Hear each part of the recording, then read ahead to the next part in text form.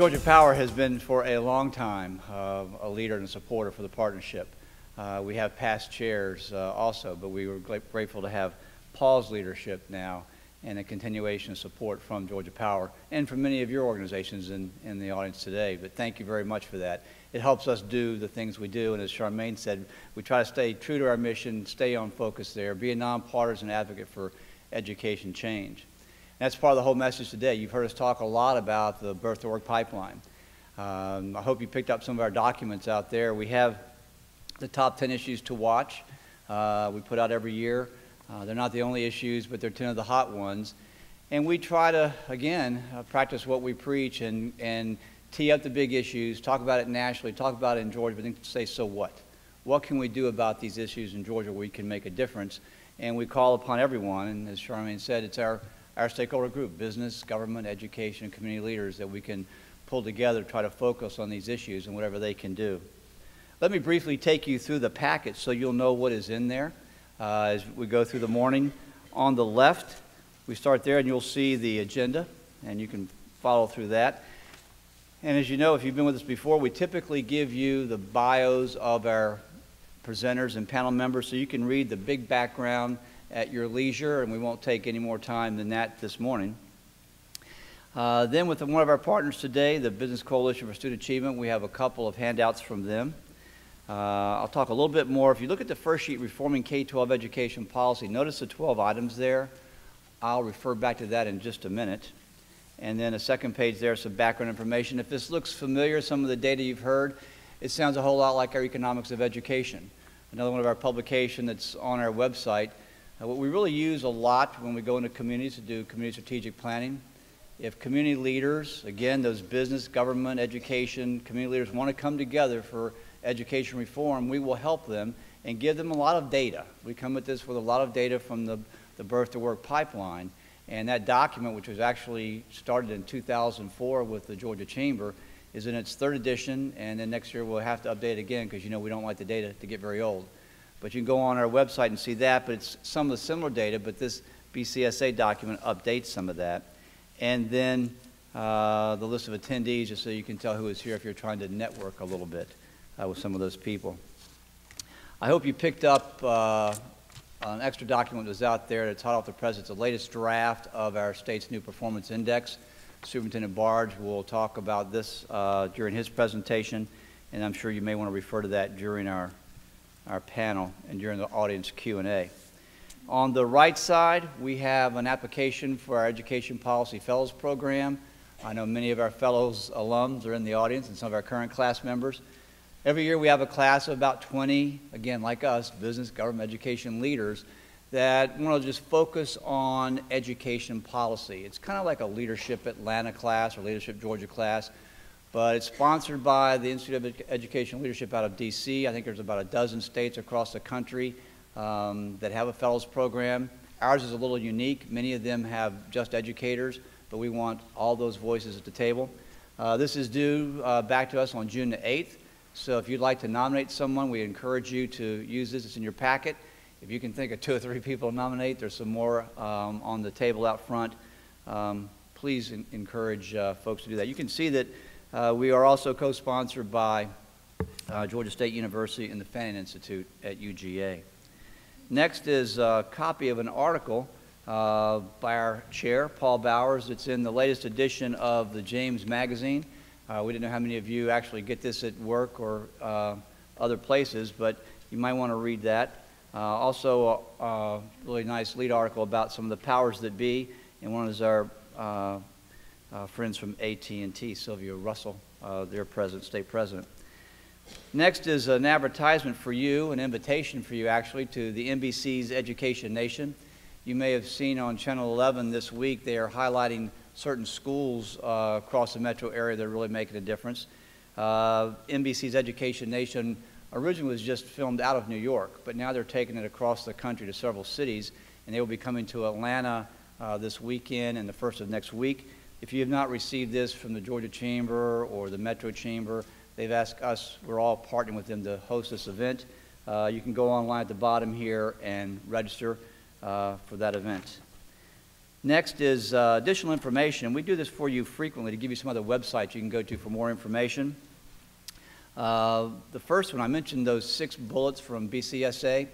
Well, they are developing what they're affectionately called their red light, green light document that gives those 6 bullets, red lights, green lights, or yellow lights for a state's progress on those 6 items. They're still working on those. They'll probably be on their website soon. The good news for Georgia, there are no red lights. We have a couple green, but most are yellow in that it's like wait and see. We're going down the road, we're in the right direction, but let's see how Georgia can do over the next several months. ESEA has an interesting document for states that are applying for waivers. They get into some analysis of standards and accountability. You may be interested in that since you're here today and know what our topic is. More sources from the Center of Post-Secondary Economic Success. You know that we keep talking about good education is good workforce development, it's good economic development. So some of these organizations talk about those issues. The fourth piece there is our 20th annual bus trip across Georgia. This is our 20th anniversary. We would ask that you nominate stops for that. Since we go all over the state, and last year we went south, this year we'll probably go north. Our advisory committee for the bus trip suggested we go north for a change. And the theme is around technology. Technology is really making a difference in instruction. So if you know some schools, particularly North Metro and North Georgia, that are really knocking the socks off with technology and could be a role model, we'll be taking our 2 busloads of business, government, education leaders later in the fall to some of those schools that are really making a difference. So nominate schools now, if you would. Then just an announcement, it's not on here, but to let you know that we will be, once again, doing our policy forums across the state in partnership with the Georgia School Board Association. These policy forums we affectionately call Education 101 for anyone running for office, House, Senate, school board, mayors. We'll do about a half a dozen across the state, but this year we're also going to put some video pieces behind that will be on websites that people who can't attend, candidates who cannot attend those sessions could go back and see those virtually. Those times and dates will come out soon. You'll be receiving actually a save the date for that. They will be during, most of those will be during June. If you have other questions, let us know, but you'll be getting some more information. If you want to keep getting information, this buff-colored sheet is to get on our distribution list. We'd love to shoot you out our blasts, our documents, our research, whatever it is that we're putting out. So if you'd like to be on that list, let us know. Speaking of our 20th anniversary, this has been an exciting year for us to look back but look ahead. So we're trying to balance that. 20 years has gone by very quickly. A decade of that, I've been here. It's been really exciting to see us grow, continue the good things we're doing. So to share that with you, share these 20 years with you, and then also look ahead, I encourage you to go to our website. We're going to have a launch soon in the next week or so. And it's going to be a page within our website of our 20th anniversary. There are pictures, there are videos, interviewing some of our original members, some of our past chairs, some writings. We have asked Teachers of the Year, Millikan Award winners, Superintendents of the Year to give us some feedback of leadership, teacher leadership, and what they've seen over the last 20 years in the partnership's role. And some of them are really heartwarming. Not just for the partnership, but for education and the movements we've had in Georgia over the last 2 decades. So you may want to stay tuned to our website for that. So now, it's time to get into our program. You know the topic, that's why you're here. I think many of us realize that No Child Left Behind was a real sea change for us in education. Back when I was a superintendent, I remember it really shook us up a little bit. But it was the right thing to do at the time to start putting spotlight on the data and spotlight on disaggregated data. But as we lived through that, we realized there are parts of No Child Left Behind that could and we figured would be changed. But without the reauthorization of No Child Left Behind, many of the states now are receiving waivers to move forward. And our state superintendent, John Barge, actually met with our Senator Johnny Isakson, our congressman in D.C., and presented our performance index to Secretary Arne Duncan, and we're moving forward with that. There's concern with the U.S. Chamber. We have some of our friends here today also from the U.S. Department of Education. Will Jawando, we're glad that they're here. We have shared concerns. With that birth-to-work pipeline, how do we maintain the movement we've had in Georgia? Even with our new recalculation of the graduation rate, we can see trends over the years that we're still getting better in Georgia. Miles to go, but we're still getting better. So how do we maintain that focus on accountability? How do we move from where we are now and transition into even better accountability and better performance? So with that, we have our state superintendent is going to be with us this morning. And I have to give apologies for John up front. He has a very, very, very busy schedule, and he's been at meetings already this morning. He's coming here. He squeezed us in, knowing that this was an important piece for him as well as for us, and he has to hustle out to another meeting. But John's going to frame this performance index and some of the changes that he has been leading so skillfully over the last couple of years. Then we'll hear from Ed Russ, the CEO of State Farm, his leadership for decades in education with different organizations. He'll frame a little bit of that other side. Then we'll have a panel that you can see in your packet that will be able to speak to all those voices we'd like to hear. This is being videotaped. It should be up on our website by Friday. So if you'd like to go back and look at it again or refer it to other of your friends, I'd suggest you do that. With that, let's get the program going, and the State Superintendent, John Bargh.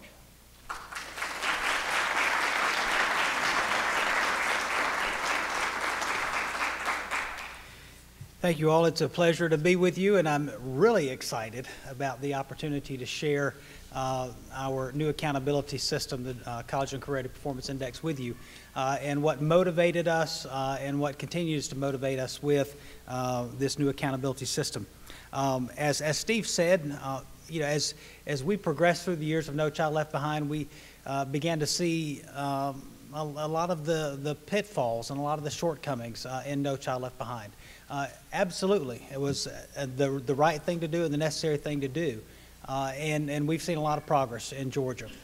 However, and there are a lot of folks in this audience that have heard this analogy, but there are many of you that haven't, and I'm going to share this analogy with you because this is, to me, a very simple way to explain where we were with No Child Left Behind and where we're going with the College and Career Ready Performance Index. A little over a year ago, my daughter turned 15, and she got her learner's license. Well, in Georgia, when you get your learner's license, you go to the Department of Driver Services and you take a multiple choice test. You pass the test, you get your license, and you're out on the road. So my daughter passed her test, and I'm in the car with her for the first time. And we live in a very rural part of Georgia, and the roads are very curvy and windy, and there are lots of caution signs. And so as we're driving, I ask her, "What does that sign mean?" She said, "I don't know."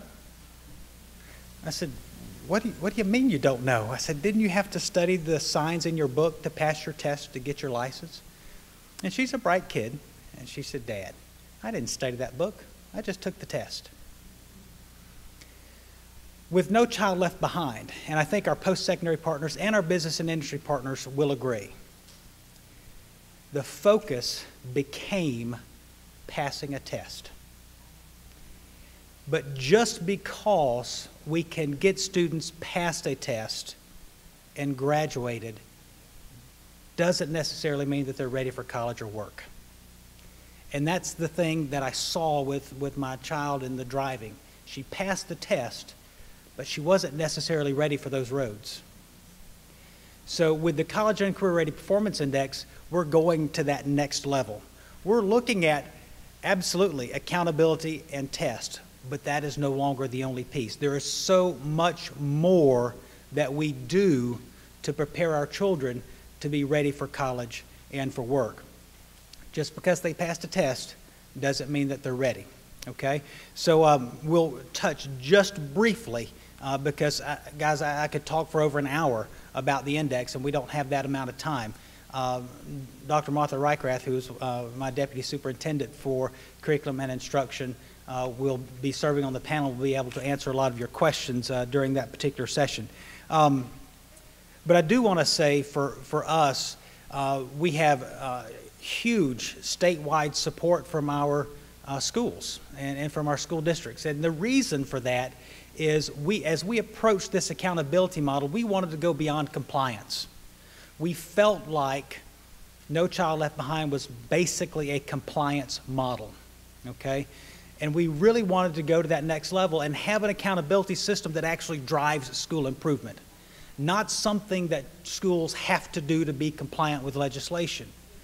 And so as schools and districts and superintendents and principals and teachers, hundreds and hundreds and hundreds of hours of input and travel around the state with our schools and districts, as they had an opportunity to talk to us about school improvement and what they're doing, we really didn't want to give another model for them to do. And so kind of as we approach this is a model that as you look at it, this will become their framework for school improvement. So it's not just an accountability model, but it's a model that will frame school improvement in their districts. Each of you have this in your packet, and again, I will touch briefly on there is a different index for elementary, middle, and high school. And the reason for that is their work is very different. The high school is probably where we'll spend most of our time. I'll spend most of our time today because that's where the issues get a little bit more complex, and that's where we're talking about graduation rate. And I know some of the concern from some of our business folks is how will this and this waiver ensure that we continue to graduate more students from high school? But guys, I'm serious as the state's leader for education. This is more than just graduate from high school. I am tired of us sending generations of kids off to college without a clue in the world of what they want to do, and they graduate from college with a 4-year degree and they can't do anything with it. So one of our initiatives that you will see embedded within the index is our Career Pathways Initiative. We have taken basically every occupation that exists. This is a national model, grouped them into 17 clusters, and each one of those clusters is going to have its own respective number of pathways. Beginning next fall, supported by legislation that was passed by our legislature last year, House Bill 186, every high school freshman will enter high school with a career pathway. Now that career pathway, the intent there is we must do, and we can do a much better job helping children find their passions and build an educational opportunity for them. With technology today and the information age, we can no longer approach education from the perspective of we're the purveyors of knowledge. Our kids, with a click of a button or a finger on a tablet, can get all the information they need. We have to show them relevance. We have to show them why what they're learning is important and how it applies. Otherwise, they'll memorize it for a test, they'll pass that test, it'll be in one ear and out the other by the time the test is over, and they'll still pass the test, graduate, go to college, get a degree, and not know what to do with the knowledge that they have. So you'll see the career pathways embedded within the index and career education embedded throughout K-12 education. So real quickly, and as these are different, you will see that they align vertically. Content mastery, the tests are still important. They are no longer the only measurement of accountability, because what we do, again, is so much more than a test score. So you will see under content mastery numbers 1 through 8, those are our state end-of-course tests. So the percentage of students scoring at meets or exceeds on each of those end-of-course tests become a piece of the accountability system. Post-high school readiness is your next subcategory.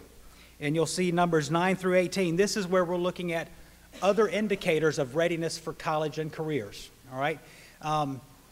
One of Georgia's shining stars that a lot of folks miss is our students' success on advanced placement tests. What better measure of college readiness than a student who is taking a college-level course in high school, passing a college-level exam in high school, and earning that college credit while they're in high school.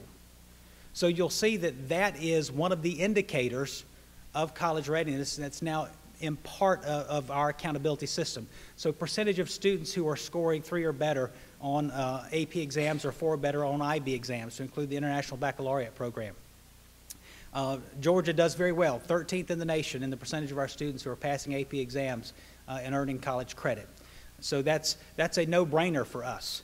Also, the College Board and ACT have already established college-ready cut scores on their high-stakes tests, the ACT and the SAT. So those you will see as indicators. The 22 on the ACT and the 1550 on the SAT. Those are not cut scores that we establish. Those are cut scores that those respective organizations establish for those assessments as determinations of college readiness. You will see career information pieces there, the percentage of your students who are completing a career and tech pathway. And of those students, the percentage of those students who are earning an industry-recognized credential while still in high school. We have a number of our programs across the state where students can graduate from high school as a certified nursing assistant or certification through the automotive youth education system, AYES certification. There's Microsoft certifications. There are all kinds of industry-recognized credentials that are being offered in our high schools. Percentage of students who are earning college credit through some form of joint enrollment, through dual enrollment with our technical college system, or through Excel with our university system. Another important one that's there is students achieving a Lexile measure greater than 1350 on the American Literature EOCT. This aligns with the governor's initiative as far as reading, and we must continue to encourage and promote and teach our students not just the science of reading, but really what I call the art of reading, the comprehension. You know, how do you build vocabulary and fluency within a content area? Just because you know phonics and you can put words together, our teachers need to be able to teach students how to comprehend what they're reading in their science textbooks. And if you look at the research, you'll find that most high school textbooks in this country are written at a Lexile level of 1050 or higher.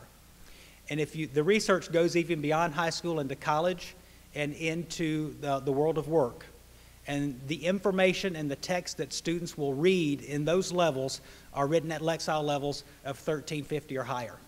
And that's why you see that Lexile level there, because that's an indicator of college readiness if you can read the content and comprehend it at college. So what I hope that you can see is how we're taking accountability to the next level. This is not shirking from accountability at all. We want accountability, and I have not come across an educator in this state that is afraid of accountability. But what they want is to be held accountable for the full scope of work that they do, not just a single test score. Attendance rate is there. And some people may ask, why is attendance a big deal? Well, we've done research in our own state on the graduating class from last year. When that group of students entered the 9th grade, we looked at them at the time that they entered the 9th grade, and we counted how many students, we basically grouped them, how many students missed school 0 to 5 days, 5 to 10 days, 10 to 15, or more than 15. Last year's graduates, when they entered the 9th grade, the group that missed 0 to 5 days of school had a graduation rate 4 years later of about 76%. All right? That's the 4-year rate. If you look at that other end, the students who missed 15 days or more, they graduated at a rate 4 years later of 26%. So absolutely, attendance is an issue. It's not the silver bullet. I mean, just because they come doesn't mean they're going to get a diploma, but if they don't come, they don't have an option. So that's why attendance is there. And then, most importantly, for a lot of you guys, is the graduation rate, and rightfully so.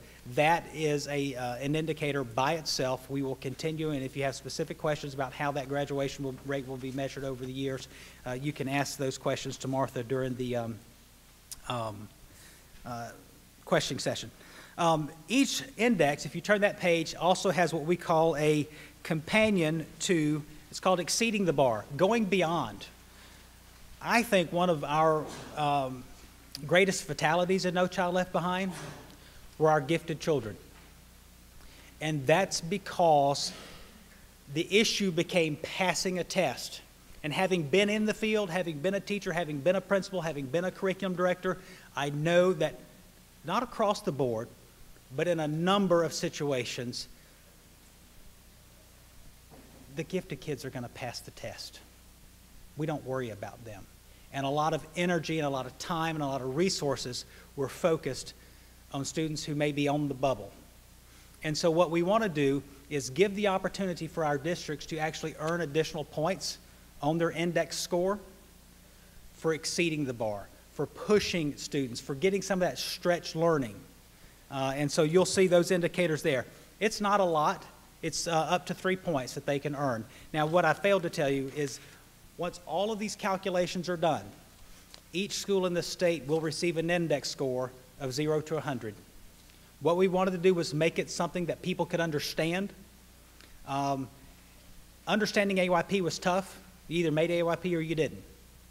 Well, what does that really mean? It could mean a whole number of things. A lot of people understand their children's report card. 90 to 100, you're pretty good. If you're below 70, you got some issues.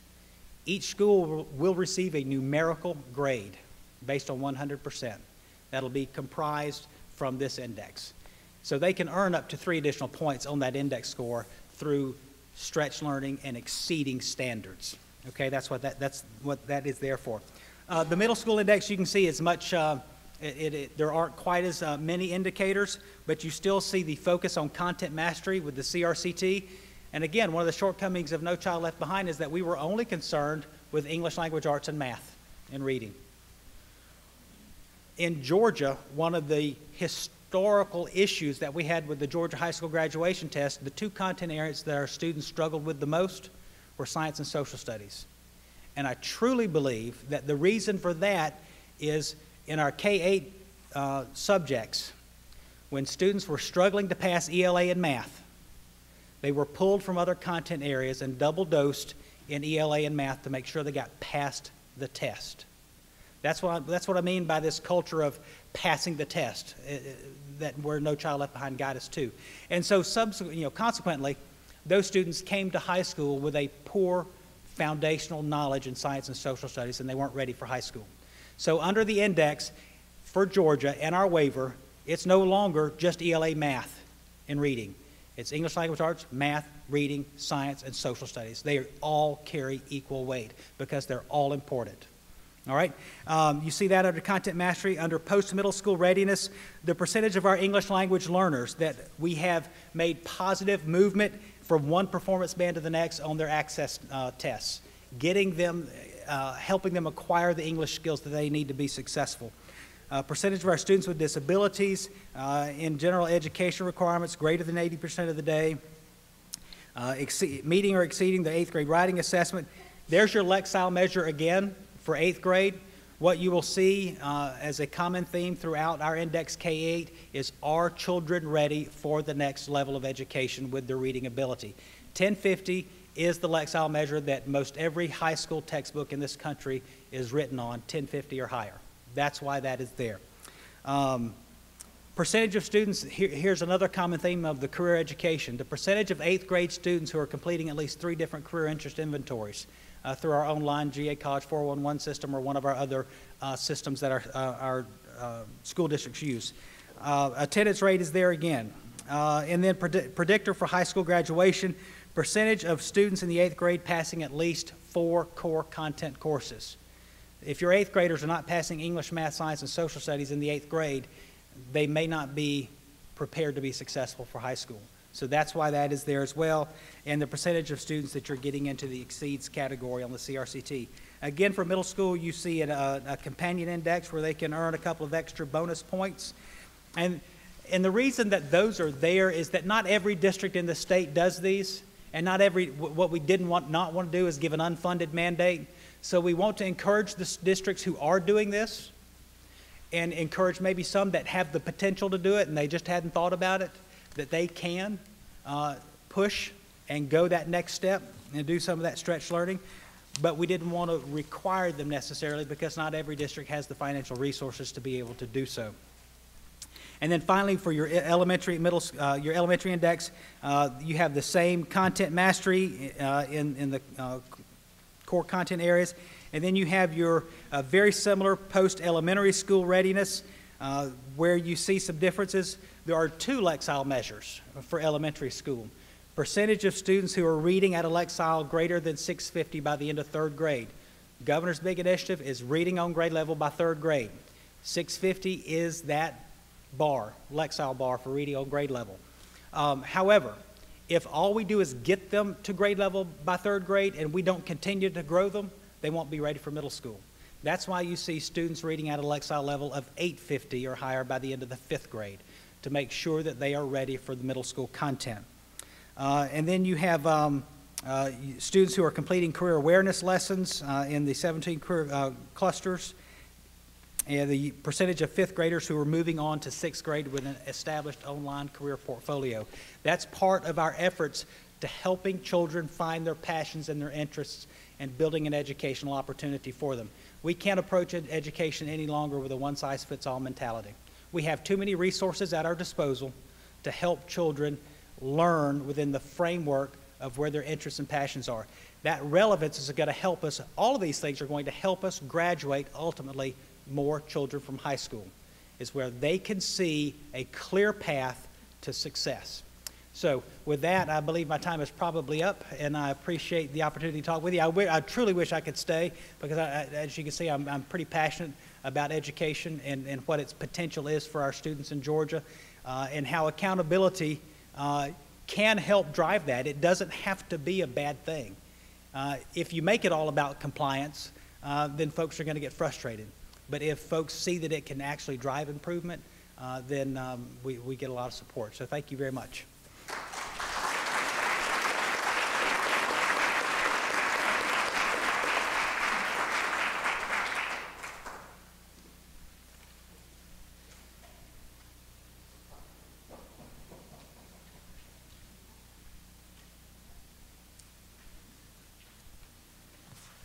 Good morning. You know, it's interesting as we visit this morning on education. In the Wall Street Journal on the op-ed piece today, education is the key to a healthy economy. Very timely in the topic that we are discussing this morning. I'm pleased to be with you today and be with Paul and the others in the business community, and to be with the partnership as it heads into its 20th year of leadership here in Georgia. In addition to my role, as you can read in the bio, my role at State Farm, I'm proud to join you today representing a national organization that's called the Business Coalition for Student Achievement. It's something I do along with my involvement with the U.S. Chamber, Business Roundtable, and a host of other organizations. The Business Coalition for Student Achievement is made up of people representing businesses, large and small, with a wide range of interests and priorities. We're nonpartisan, and instead of taking sides in political issues, we focus on the larger picture of education reform. I've co-chaired this group and its predecessor, the BCEE, since the late 90s, when the business community began a significant push in the education area with the passage of No Child Left Behind. With that law's enactment, our nation committed to a better education for all children, regardless of their zip code. It made the critical shift in public policy from inputs to outputs. Like many of you in this room, I hoped by now that we'd be at least 5 years into the reauthorization of that law. Without the reauthorization, we're once again in uncharted waters when it comes to the education policies that will assure all of our children are prepared for their futures. Members of the BCSA believe that the most important factor in our nation's long-term economic and societal well-being is education.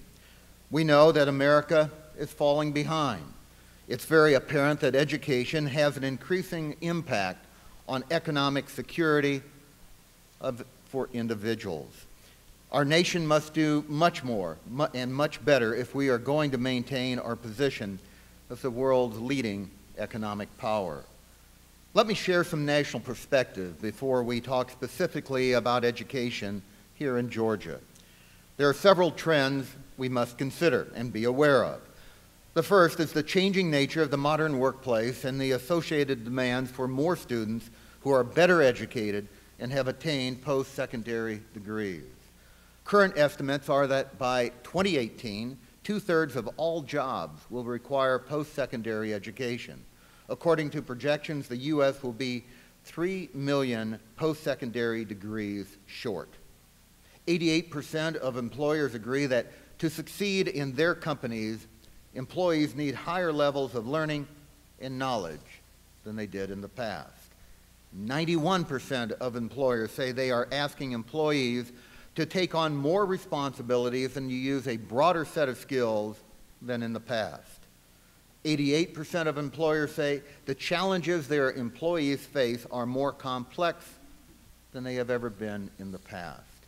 The workplace now demands that students preparing for a career possess a higher level of written and oral communication skills, critical thinking and analytical reasoning, the ability to solve problems, and think creatively and innovatively. Clearly, we're demanding more of our students because we need talented workers with modern skills and capabilities. Contrary to what many believe to be true, the American business community is creating jobs. But those jobs are increasingly difficult to fill with students leaving our current education system. At the end of last year, there were 3.1 million unfilled jobs in this country. Those jobs were unfilled because too many of our children are in schools that fail to prepare them to meet the competitive demands of today's workforce. There simply are fewer and fewer jobs available for people with just a high school degree or less. What we have is a significant skills gap. Meanwhile, the business landscape is changing rapidly. The average new startup consists of only 4.7 people versus 7.6 in the early 90s. Even the number of big businesses is declining. In 1994, 7% of businesses were firms between 500 and 1,000 people. By 2007, that 7% had slipped to 6.7. Larger firms, those that have more than 1,000 employees, now make up only 10.5% of businesses versus 12.3 back in '94. 50% of workers have been with a company fewer than 5 years, with 25% working at that company less than a year. Every year, more than a third of the entire U.S. labor force changes jobs, with 30 million Americans now working in jobs that did not exist in the prior year. In the U.S., 40% of our workforce will retire in the next 5 years, and we expect 77 million workers to retire within the next 19 years. This tells us the workplace is changing, and the education pipeline that feeds our businesses is not keeping up. Businesses today operate in more complex and are heavily influenced by technology.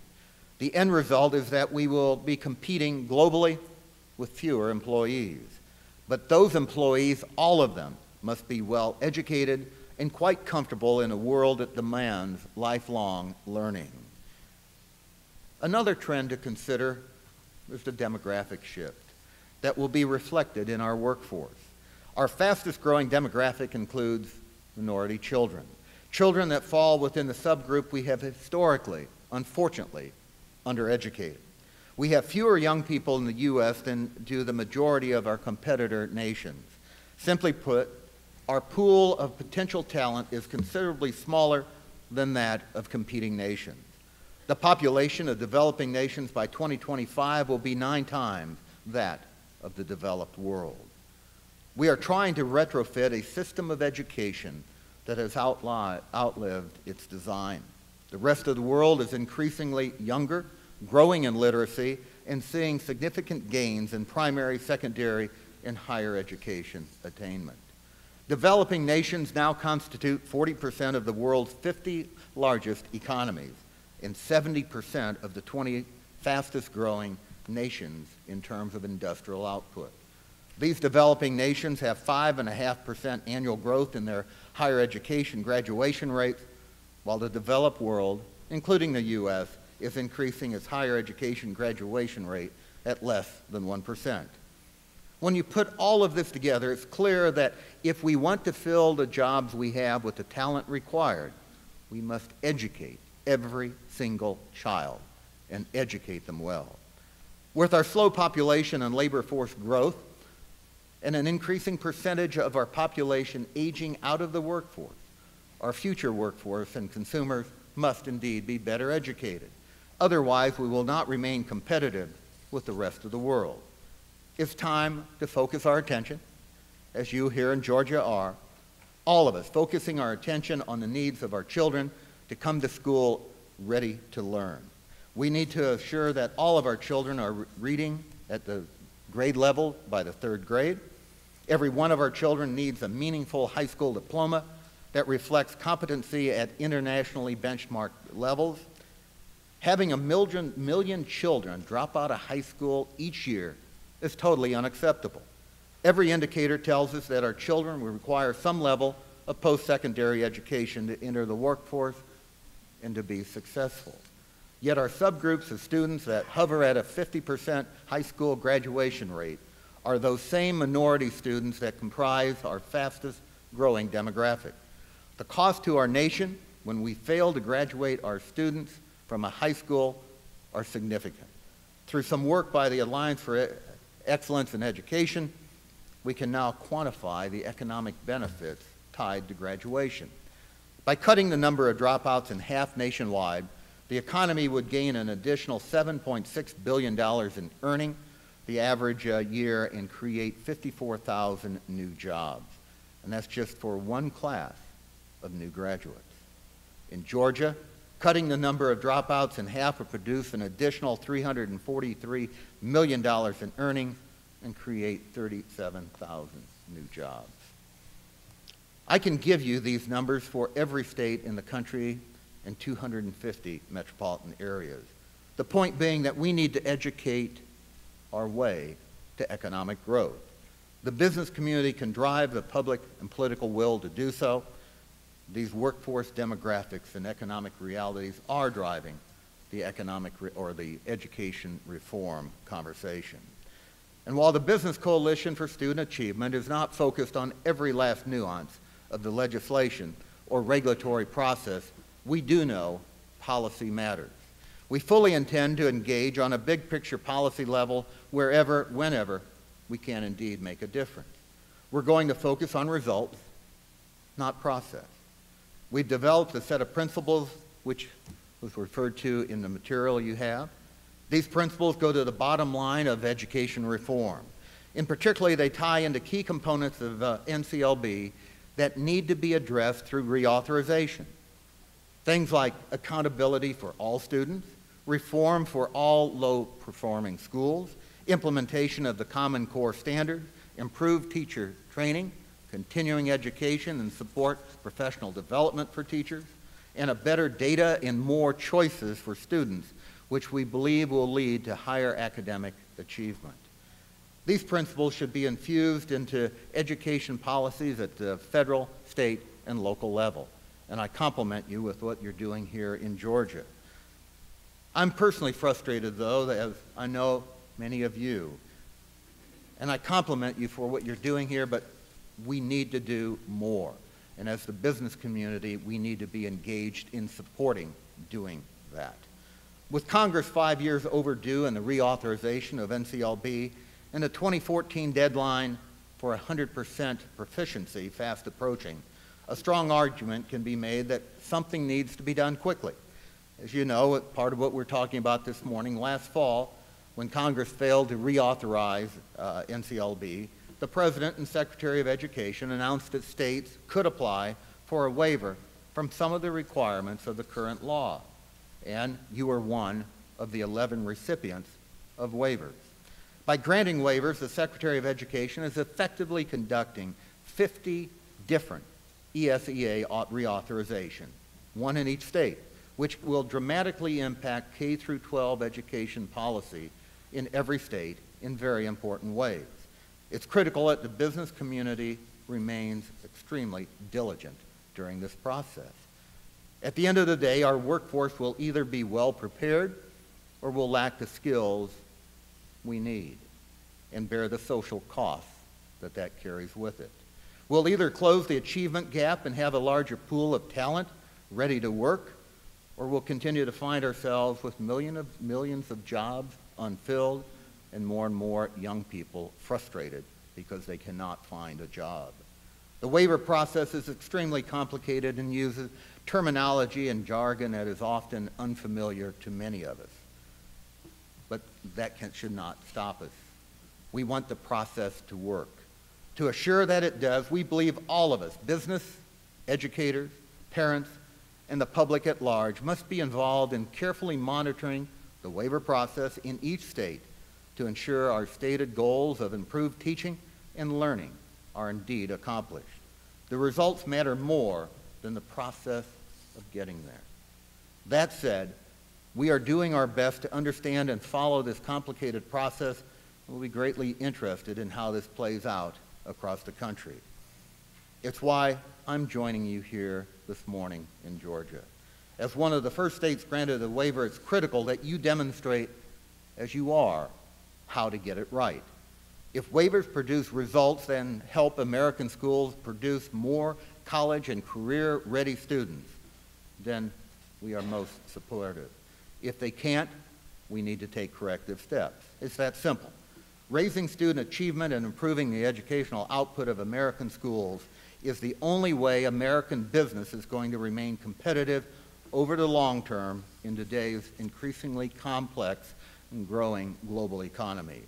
As part of an overall education system reform plan, the waivers are front and center right now. But let's not lose sight that we're in the competitive fight of our lives. This is a marathon, not a sprint. There will continue to be issues at the federal, state, and local levels, and policies that will be recommended. I'm concerned about the fatigue the business community feels when education reform is the topic. Most of us feel that if our business, large, small, medium, moved at the pace of education reform, we would have been out of business long ago. The business community has been a strong working partner in education reform for well over 2 decades. We've seen many steps forward, but at a rate that is consistently outpaced by our international peers. Our system needs to be the best in the world. We used to be first in the world in college attendance. We're now 14th. The U.S. share of 25 to 34-year-olds with a bachelor's degree has gone from first to 14th and projected to fall to 18th. We were first in the world until the rest of the world figured out that the economic driver of the country is the educational quality and achievement of its citizens. While the rest of the world is accelerating its focus on student achievement, we're debating incremental change. The rest of the world will continue to outpace us if we don't get our reforms we need, get them correct and timely, and we need them now.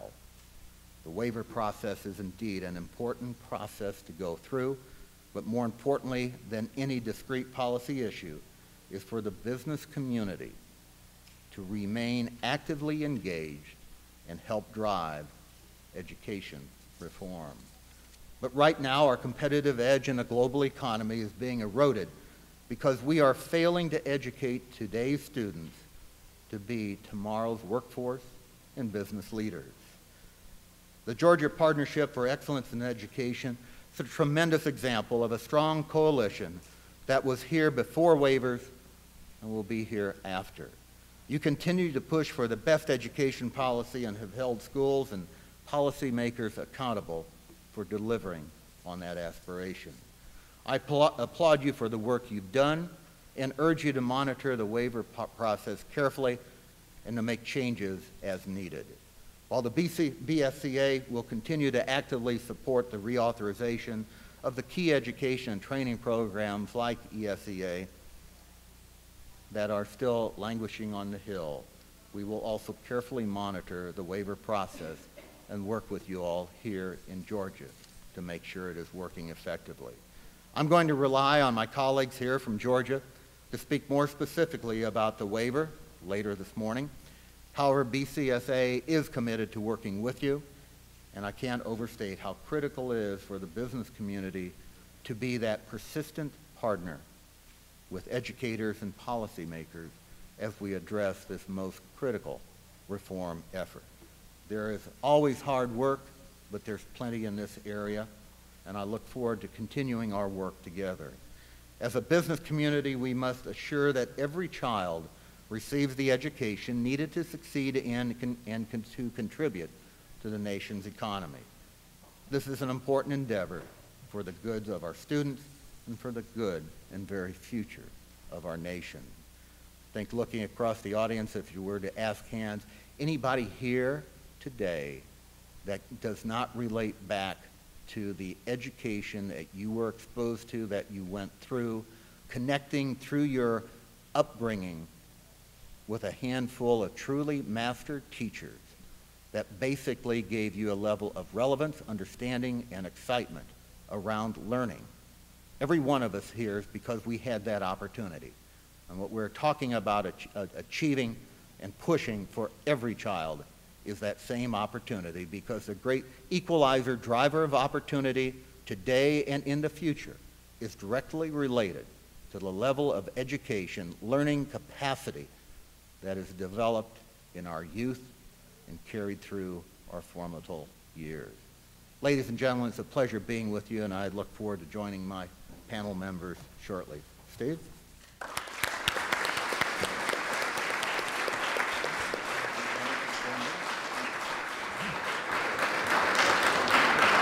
Thank you, Ed. Thank you very much. Wow, what a tone we have set here with our State Superintendent, with Ed Rust. As the panel members take their seats here, I want to remind you that while Ed gave us some really compelling data across our country and some in Georgia, in our top 10 issues to watch, I mentioned a few minutes ago, we also have 10 indicators there, where we look at data across that birth-to-work pipeline, everything from low birth weight babies to ready for school, 4th grade reading, 8th grade math, and so on. Those are the kind of metrics we have to look at over time to make sure that we really are moving forward. I agree with Ed totally, that results are more important than the process. So let's move on now. Let me just quickly reintroduce panel members, or some of you not met yet. On my far left is Art Hopkins, our moderator. Art is CEO of McCurry Intelligent Communications, and he's also the co-chair of the Metro Atlanta Education Committee. Then Ed Rust. Martha Reichrath. Dr. Reichrath is the Deputy Superintendent for the State Department of Education. Steve Smith is the Deputy Superintendent in Atlanta Public Schools, and he's worn hats previously as Vice President of Turner, and before that as an educator. He has both those hats of education and business, and of course, our chair, Paul Bowers.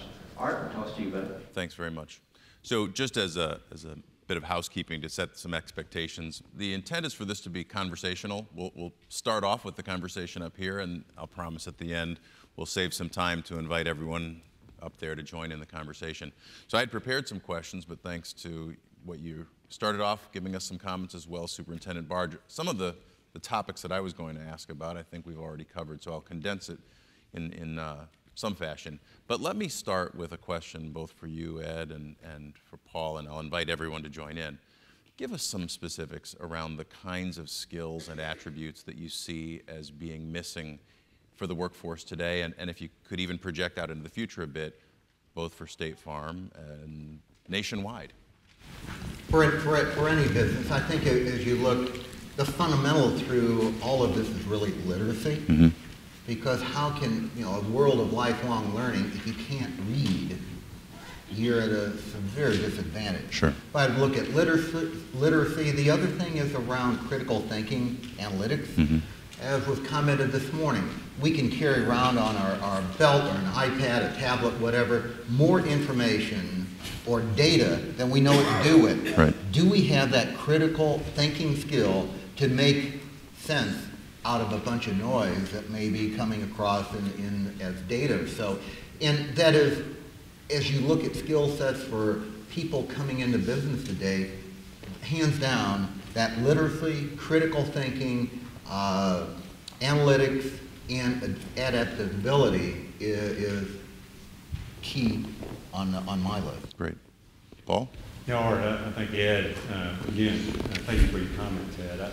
I think he hit the point, nail on the head, if you will, that from a standpoint for us, if you think of the technology from the energy perspective, we've got to have the analytical skills. We also have to have that proficiency from a critical thinking standpoint.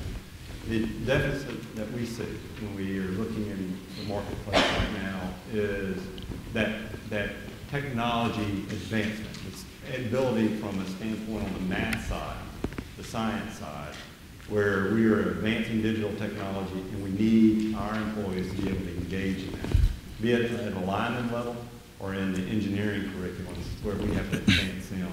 And as you know, we're building a nuclear plant and we've got to have the best of the best running our plant.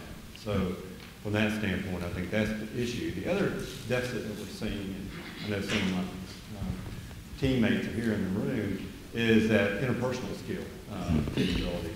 We're seeing a deficit of that where just to be able to communicate a thought and an idea is starting to wane. We're testing people in our call centers for those individuals that can carry on the conversation. But as we adapt and you see kids more in front of TVs doing games or just looking at the computer, that ability to have interaction with someone else and carry on the conversation is starting to wane. And we're starting to raise that as an issue for us as well. That's great. Martha, I'm going to turn to you, and as you think about some of those, and I jotted down a couple of the headlines, issues like literacy, critical thinking, technology, and then interpersonal dynamics. Lots of attention here in Georgia, lots of focus, a number of programs that are in the works, not the least of which is this waiver.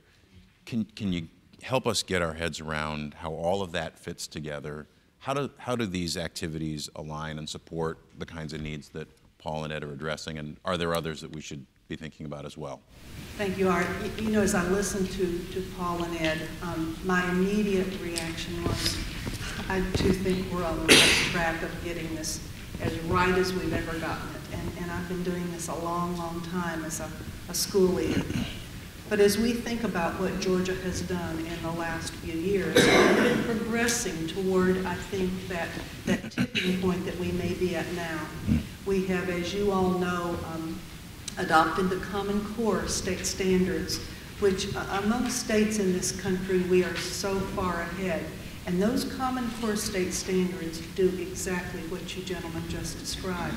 They take our children to a new level of expectation with analytics, with speaking and writing skills in the literacy arena. The standards themselves in English language arts translate across all subject areas.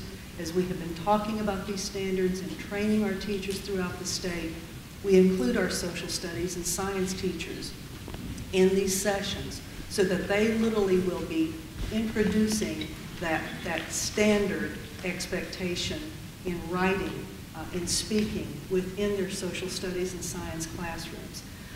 I think what is so important to all of us is that in whatever endeavor we do and all the components of the waiver, we have kept this as our cornerstone, is that we continue to try to set in motion a diploma for children in this state, for all kids, high rates of our kids, hopefully to that near 100% level, where they will have a diploma that really has meaning, so that it will take them into that next step in their lives, so that they'll be ready to do that, not having to take a remedial class to be able to do it, but to enter in well-equipped.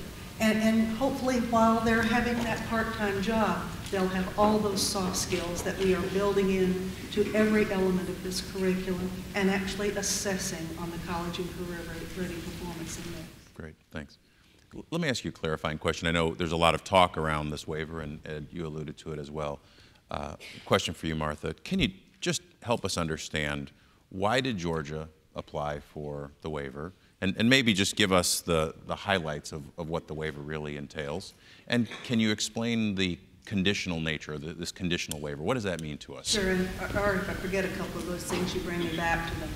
Well, I first want to say we didn't go right out and apply for a waiver to escape No Child Left Behind. Okay. Not that we didn't disagree with what was happening in Georgia, and across this nation with NCLB defining us.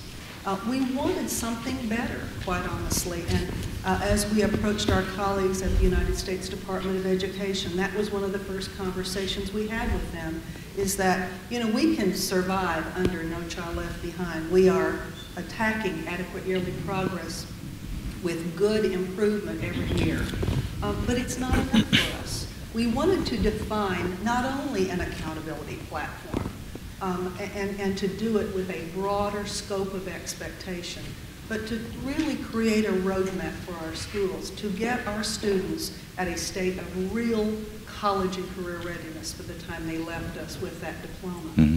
So that was our first intent. We wanted it to be a vehicle for not only assessing accountability and holding our schools' feet to the fire, quite honestly, for excellent performance with their kids.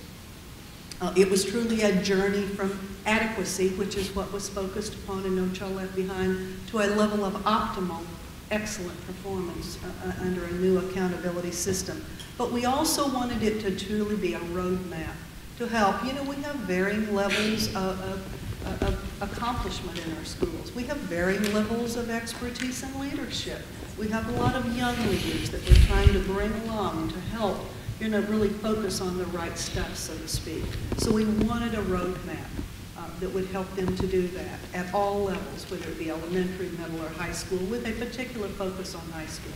And also, we wanted an opportunity for our leaders to be able to talk in a much more comprehensive way about what they were doing well and what they still were challenged with. So it was a real communication opportunity as well. As for the conditional status, first of all, that word really was never used with us. When we approached USED, we approached them with the idea of a very, very comprehensive new paradigm shift for an ESEA waiver. And quite honestly, I think several of us as states, 10 of us that actually got approved, there's a huge variance in the way our waivers look. Ours is extremely comprehensive. So what we had asked for was a year to get it really refined. We wanted to continue to reach out to stakeholders, many of them in this room right here today, that have worked with us through this process, and get every one of these indicators to do exactly what we wanted it to do. We had chosen them based on a lot of input, based on a lot of research, but we wanted to make sure we still had the right indicators. We wanted to make sure that our methodology was fair and equitable. So when we approached USED, they said, you know, we really like that. We like the idea that you want a year of refinement to really work it, to get a baseline bit of data so that you can decide that that baseline is truly at the level you were starting to work. But at the same time, USED, we are a state that receives a great deal of title money. So they said, you know, that part we like, but can you go ahead and serve schools at the Department of Education in Georgia, those who are in the greatest need, that are your Title I schools, serve your schools, and continue your emphasis on subgroup participation.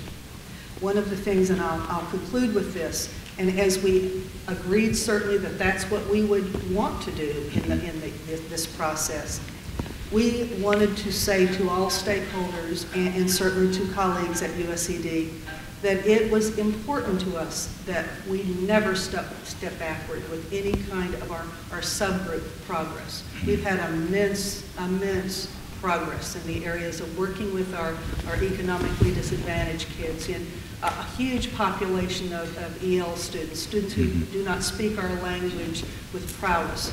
So we wanted to make sure that all those pieces stayed in place in a very high level of expectation. So we have done that in this entire process. Fantastic.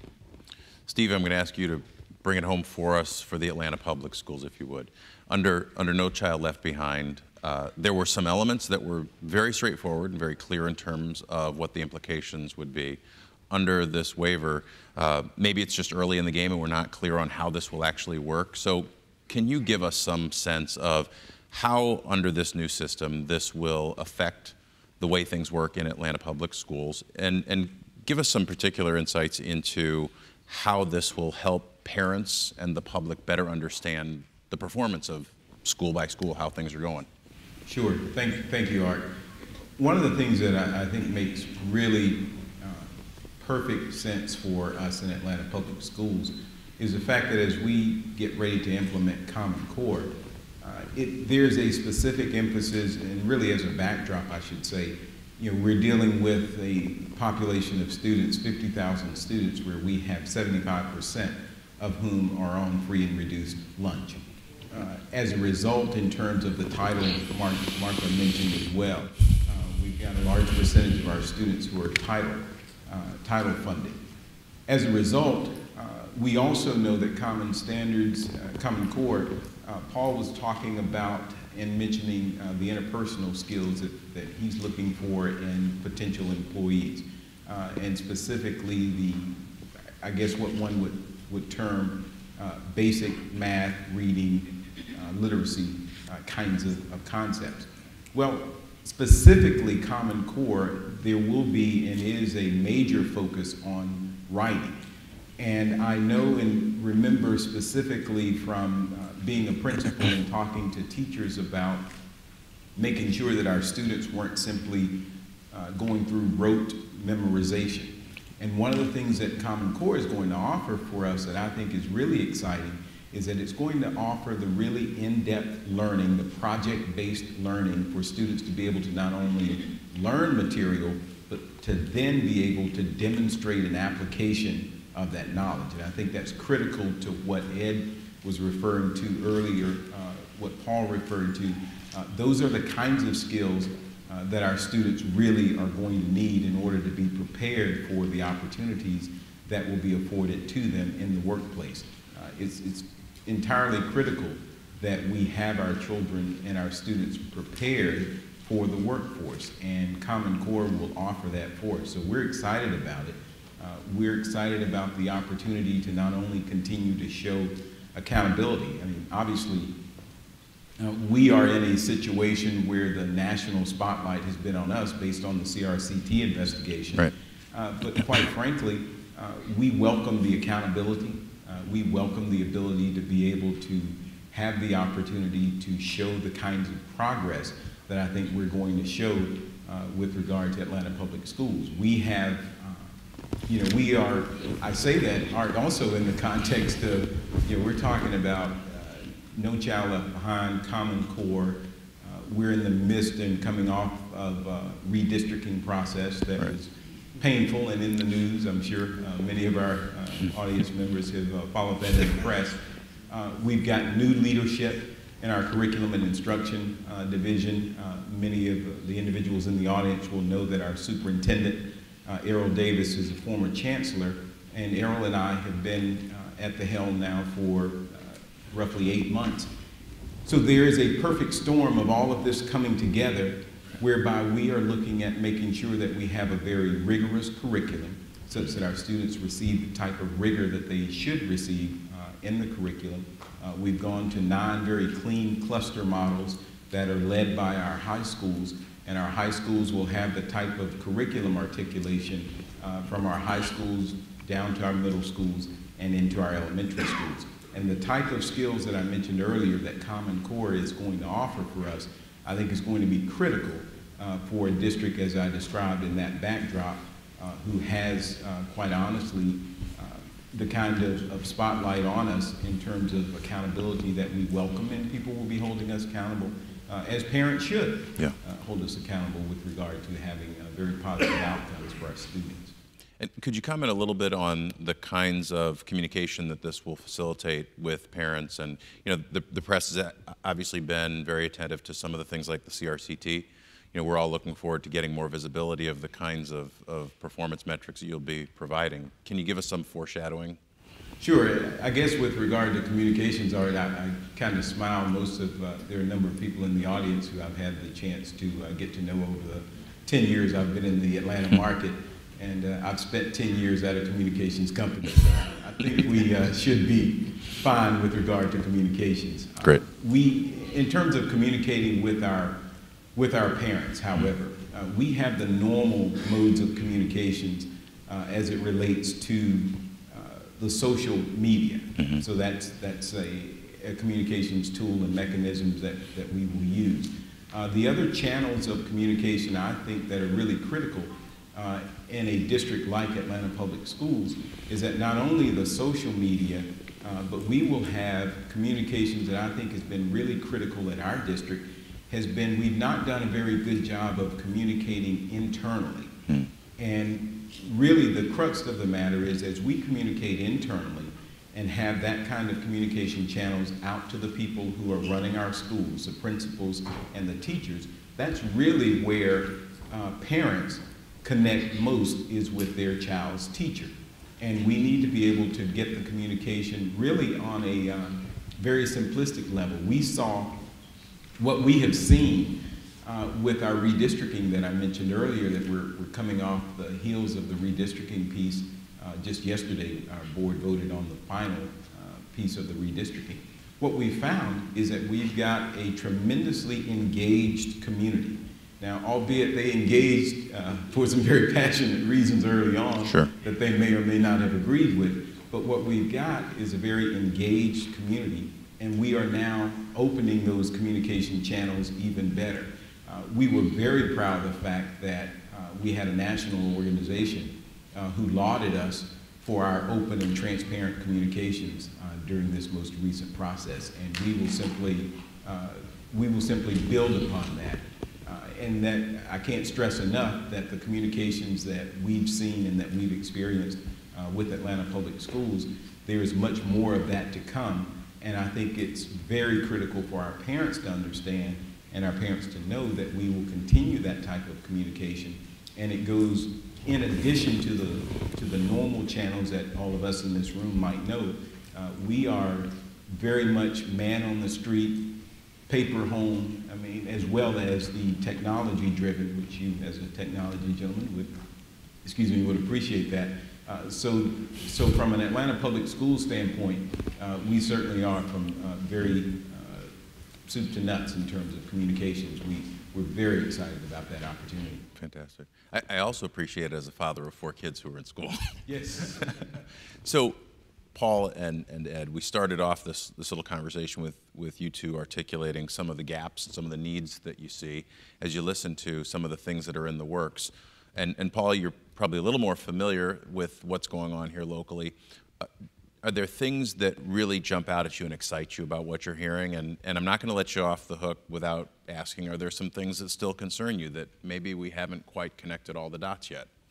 Well, the exciting part is the accountability.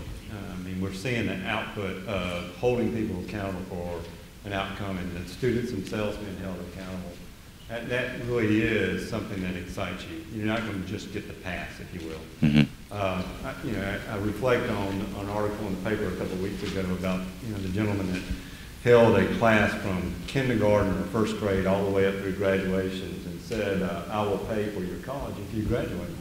And Steve and I tried to get him here, and in Greensboro, I think is the location. And what he did was he sent a group of kids that there is a possibility. And it gave them that opportunity to say, if you do these things, you will be able to go to college and I'll pay for it. And that accountability or that opportunity is what excites me, because there are so many opportunities for kids to get engaged in that Hope scholarships, or last couple of weeks ago we were at the 100 Black Men of Atlanta giving out the scholarships for over 32 kids that had engaged in robotics and engaged in the opportunity, and they were held accountable to a standard and they achieved. And that's, to me, that's what excites me a lot, because that says we're going to have an opportunity to employ those individuals and engage them in a work that I think is fundamental to the economic well-being of the state. And that's exciting. Where the gaps are we doing enough? No. And there's gaps across the state. And that's where we got to, fill in those voids and ensure that every child in the state has that opportunity. Great. Ed? Yeah, might point out one of the great things today, maybe frustrating, challenging at times, but the technology. We are no longer alone in our community, or a community being isolated in terms of trying to come up with a solution within our community. When I first got involved in this issue many years ago, there's a little thing called the internet was just starting to come on, and lo and behold, you connected in with some other school efforts, and you realized what we didn't know in Central Illinois had already been discovered somewhere else in the nation. Right. And you started building that connectivity and awareness, best practices. Somebody had tried something, it didn't work, somebody else did something similar, it worked. What were the differences? I think today, as you look, be it as a school administrator, a board member, a teacher, a parent, the ability to go online and find information, find what has worked, what have been the learnings, is very powerful. You know, you look at, there's a little gentleman out in San Francisco started a thing called the Khan Academy, which is fabulous in terms of he's got a little over 2,000 15-minute vignettes on topics from basic math to whether or not the economic bailout was appropriate 2 years ago. Kids can go on, parents can go on, you can pick the subject or what. There's also within schools of education and other, in how do we help teachers in that professional development area keep current. You know, some did not grow up with technology. You know, a slide rule was neat when I was going through school. You know, you can't buy batteries for them anymore. But how do you adjust today? And you think with tablets, with mobile devices, you know, as Paul was saying, communication. Today, most kids don't communicate face-to-face. Right. They don't want to. Right. It's all by a text or on Twitter or whatever. How do we adapt? But how can we bring things back into the classroom, helping teachers to take what I thought was great curriculum examples 5 years ago that are kind of to kids today, huh? What's that? How can I contemporize my thinking, my examples? How can business step in, work with educators? Let me tell you what I'm doing, be it in manufacturing or aerospace or high-tech mobile application, to connect what's happening to bring relevance to a subject that a kid may be sitting there, well, I don't care about math. I just want to do this. Well, if you want to do that, you got to have the math to be able to do it. You know, you think back, my generation, my kids, I just want to work on cars. I enjoy doing that. Well, you know, when you realize, I happened to be in school here in Atlanta when the initial lunar landing, and you think in 1969, the computing power technology on the module, cars today have more computing capacity than the lunar landing module. And you think how that world has changed. How do we keep ourselves up to date? That's where technology can help and business connecting in. Let me tell you why it is it's important for math, science, for engineering and that. If you want to do that, if you want to be a programmer, if you want to be the next Zuckerberg, Facebook, or you name it, here's what you need. Here are the calisthenics, the math courses, the English, the other variety of things that are that fundamental to that opportunity. Fantastic. Yeah, or go back to so what. I used to be the chairman of the Energy Workforce Development platform for the United States for our industry, and we had an opportunity to interface with the Department of Education. Deborah Howell sitting in the audience, part of the team that helped us do this.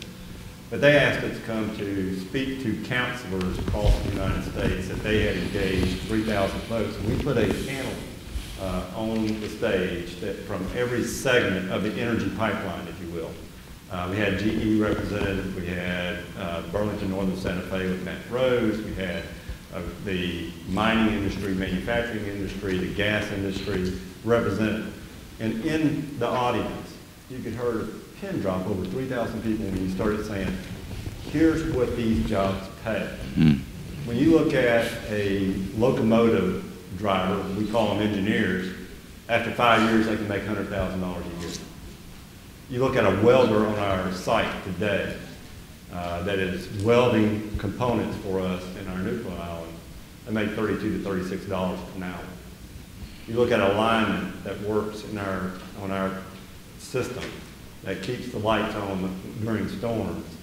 He's making $45,000 to $70,000 a year, depending on the amount of overtime that he's willing to take, and can approach over $100,000 if we have an active storm season. Kids need to know about those opportunities and need to know what does it take to get me into a job. An engineer in our nuclear island will make over $125,000 coming out of school with some nuclear engineering background. Not a bad starting salary. So that's what the kids need to understand. And I know we've talked about the weak spots with counselors, but whatever we're using counselors in the school system today, they're administrative assistants. They're not helping the kids to look at the opportunities. Yeah, I couldn't agree with you more, Paul. And, you know, one of the big outreaches we are doing right now is to our counselors. But in hearing you gentlemen and all your comments, and certainly in comments we've had from business and industry and our varied education stakeholders across our state, and this process of asking for the opportunity to do something different with accountability, with school improvement, with communication, I really hope and I honestly believe that we've got some initiatives in place right now. Steve mentioned the power of the core. I have talked about that, the power of this opportunity to literally score our schools in varied categories of achievement, of gap closure, of progress toward the goals. I really hope that within a short amount of turnaround time, we could be back in front of an audience like this and really regain a great deal of trust and confidence in public education. And, you know, Steve talked about the APS system has had such a tough time here in recent years. But I think education in the public arena has had that challenge as well, for varied reasons, not the same reasons. But over the period of years, public education and the trust by our community at large has eroded. And I believe it is up to us now to put the right indicators in place so that we can tell a broad story of accomplishment, so that that graduation rate, which is the ultimate opportunity, not just a child who's graduated, but a child who's graduated with skill, who can come into even a workforce opportunity early on and demonstrate all these important factors to our business leaders. But a child who can go on and compete with kids from all over this globe for critical openings in universities and colleges, be they technical or baccalaureate institutions all over our country. We've got to take on that challenge at K-12.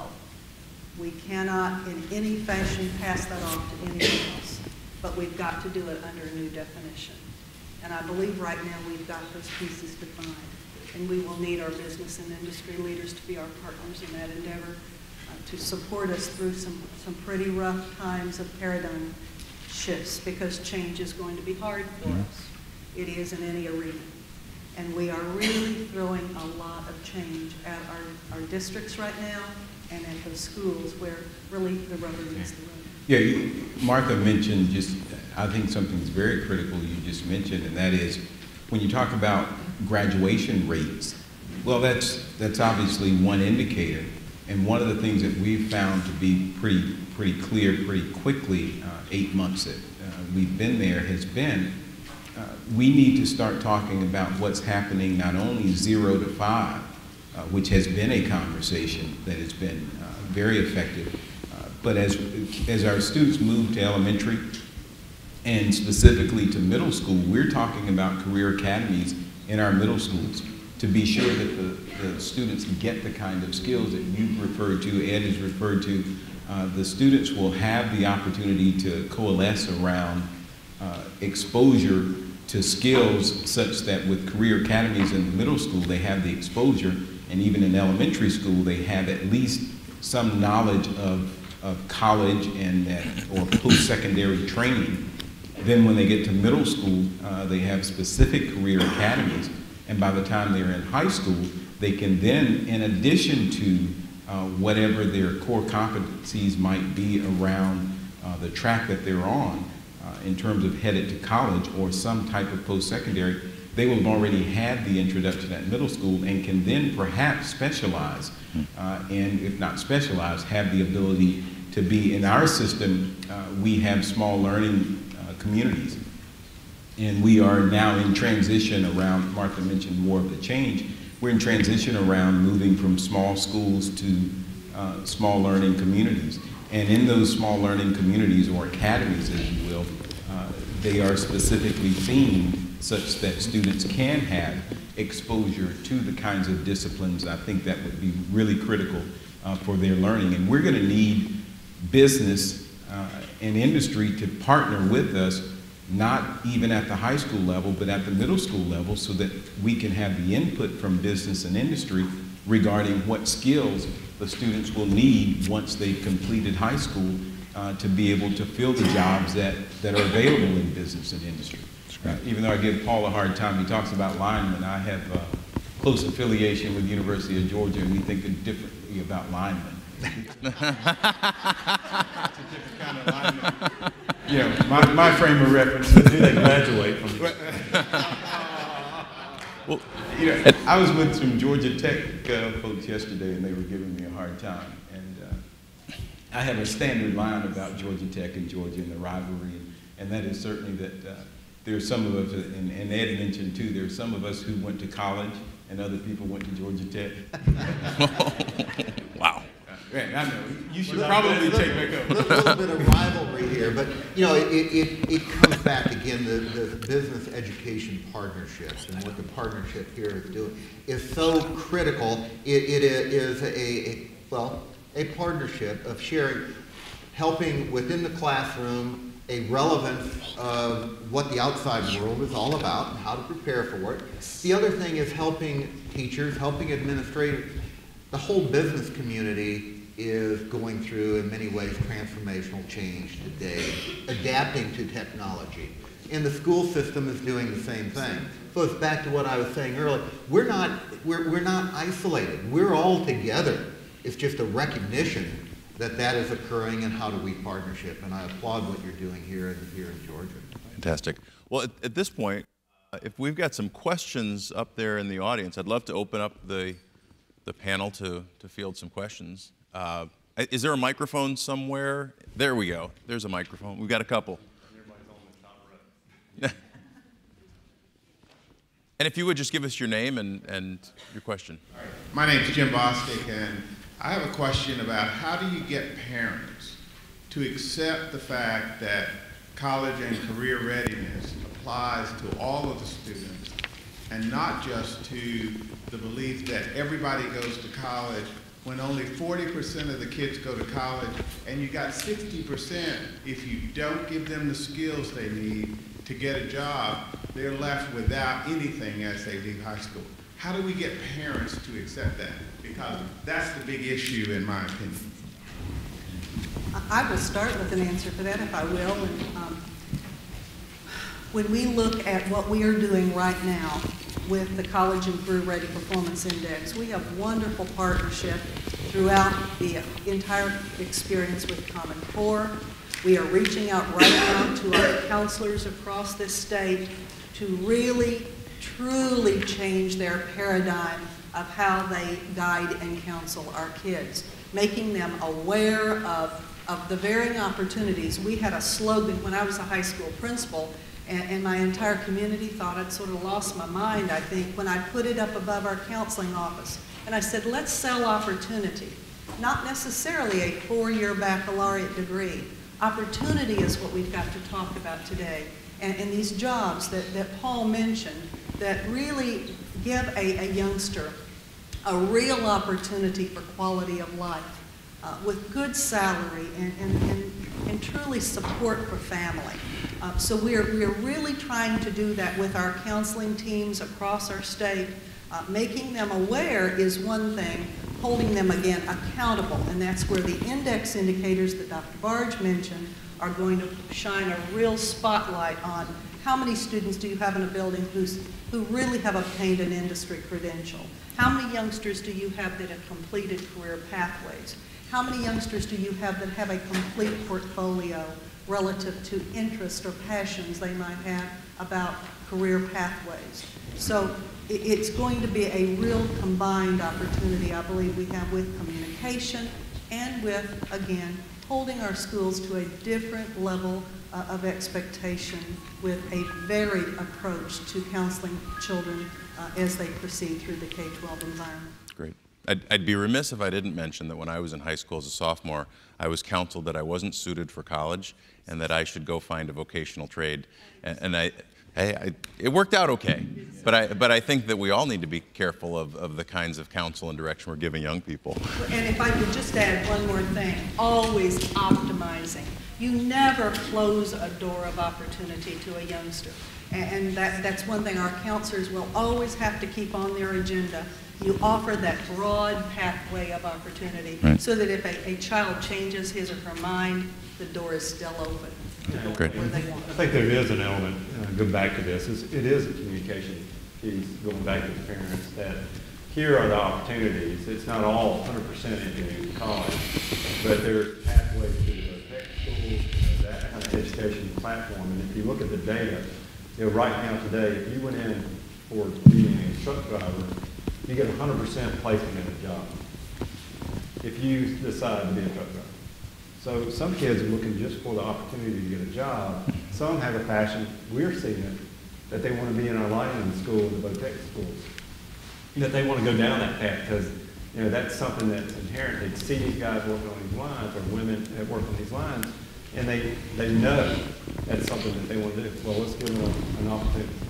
Great. It's communication. Thank you. Up top. Good morning. My name is Sheila Caldwell. I'm with the Technical College System of Georgia. And I actually have an opportunity to go into the high schools a lot and talk to some of the students. And I know we've been talking about communication.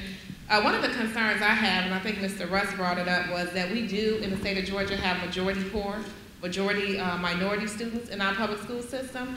And it seems to me that we empower educators. We talk about different segments of the population we need to empower, but it's clear to me when I go into the schools that the students don't necessarily value education. And as we look at that population, we talk about we need to talk to this group, we need to talk to that group.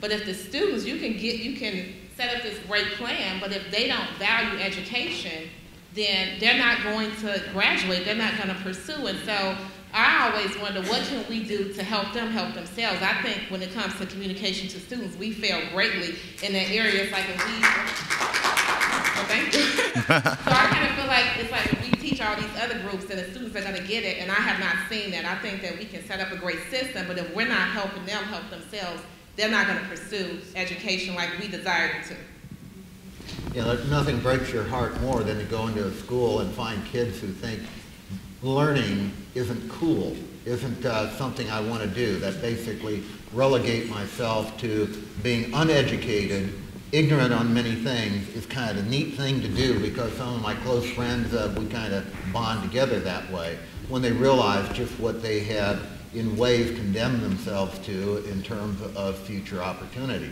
Was interesting was down here last summer at a gathering at a school that we've been involved with through America's Promise. And a young lady, she was just finishing her sophomore year in the high school and was telling a story of one of those decisions.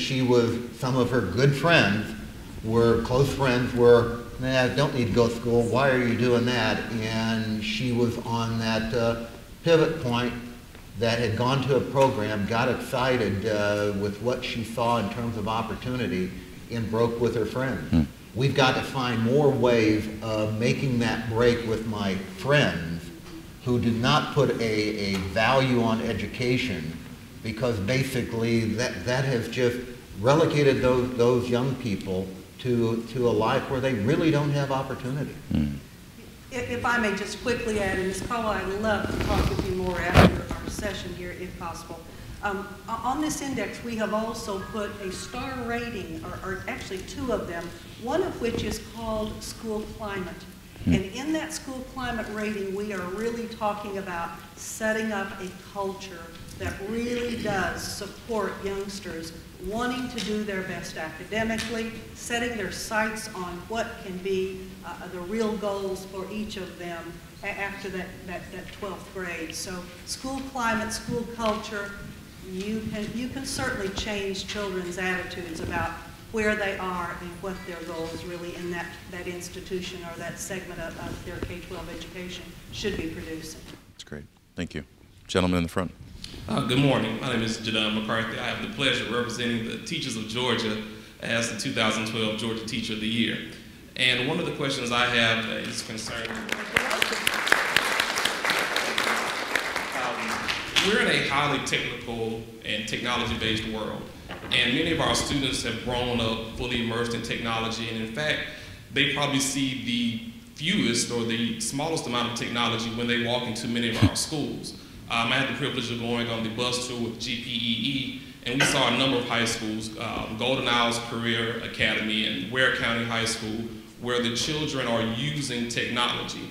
Currently, our legislature is barely funding textbooks. How are we going to teach our children to use technology and to be engaged in what we're teaching them and to see the relevancy of it in these career fields in the future when we're still teaching them with 20th century and in some cases 19th century methods and equipment? I was about to say, pass it to the state. It's a state question. As Martha gets ready to I'll be happy to start, and that is, we are challenged. If you pick up the paper today, we're trying to fill a $47 million hole in our budget in terms of balancing our budget. So there are competing interests for dollars. There are declining revenues. The legislature, I'm sure, and Martha, at the state level, they will likely say the same thing. But here's what I will tell you with regard to Atlanta Public Schools, and that is we've made the kinds of investments in technology that we absolutely should make. We've made the kinds of investments that are directly tied to not only technology, but the curriculum as it supports our technology, such that our students are engaged and immersed in those kinds of activities whereby they're utilizing technology, and the technology is very much tied to our curriculum design. And I mentioned earlier, with regard to having rigor in our curriculum, the rigor includes and is very much inclusive of technology. And again, one of the things that I think in terms of outcomes as we move down the road will be the opportunity for us having that kind of focus, and the really neat thing about us having such a focus on us right now is we really have honed in on what's critical in our curriculum and how we can continue to enhance that and then be able to have very positive outcomes for our students. And the student achievement and the kinds of outcomes that we're expecting is because we are really focused on it. And one of the things that I will share really personally, I guess, is as I went, this is probably a year now, almost a year that I've been in Atlanta Public Schools, so we've had to focus, and the more one focuses on something, the better you get at it. I left the wonderful Turner Broadcasting, left that company and went to business school full-time and was an English major. And what really was interesting is being in the classroom with individuals who were business majors or math majors. Well, I had to focus, and you talk about praying, I never prayed so much as I was in corporate finance, third section. But by the time you get to those kinds of things, long story short, to be able to say what you focus on, one does get better. And having to focus more and become a numbers guy, I've had to become that, and that's been with real focus. And we're seeing that with our technology and being committed to what we invest for our students in technology, that they do become more proficient with that investment in technology and then tying it and aligning it with our curriculum. I've really, it's been interesting over these last few months having to get reacquainted with all the terminology that I had not used in almost 14, 15 years in terms of the education setting. But when we start talking about, I think when I left education, we were probably dealing with QCC, and then we went to GPS, and now we're at Common Core. I think I was as far back as APEG. Somebody in here will probably remember APEG before QBE. Mm-hmm. All of that to say, we've got to move our students in a direction whereby they are current with technology, and it's our responsibility as leaders to be able to do that and to make those investments and to find those dollars, even when there are declining revenues, even when it's difficult to make cuts. We've got to be able to make strategic cuts in places that aren't affecting kids' ability to be able to find employment and to have the right skills to meet the employment needs of the future. I might say there's also a balance in this. Just by grabbing a hold of an iPad doesn't make me more intelligent, smarter.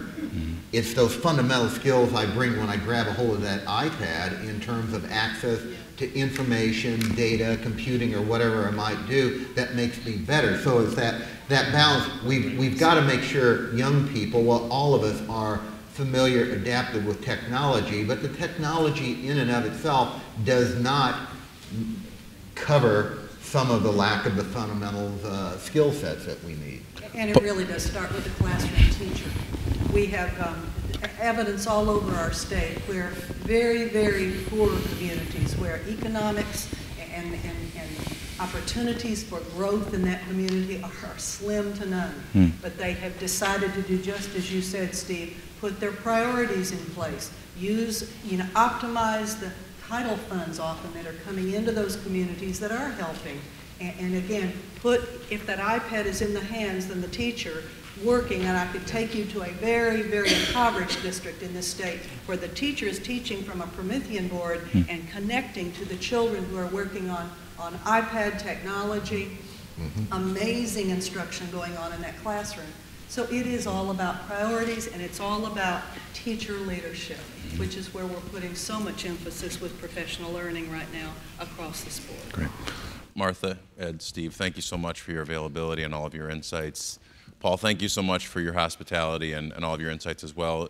Would you give us some closing remarks? Sure. Thank you. And I apologize. I know there was several of you had some questions to ask, and maybe we can just grab you after the session and just follow up with you. But I think today is giving you some insights in terms of the value of the partnership. One of the things that I'm trying to do in this role as chair is to ensure that all the legs of the stool are represented at the table, but pushing any further for the business engagement, the business community at the table, looking at the outputs, ensuring that we're connecting from the educational system to look at what is the desire and need for the state to be competitive. One of the questions you asked, if the incomes are going down, one of the things the governor is trying to do with this competitive initiative is how can we make us more competitive to attract investment in the state, to attract jobs and attract opportunities, and with that comes funding. And as we get those opportunities with Caterpillar up near Athens, to engage them in the educational system that they are going to locate in. And that is critical, and that's one of the things I can attest to, that we are going to be engaged. Thank you for your attendance today. Ed, thank you for being here. Paul. Thank you for all the panelists being here.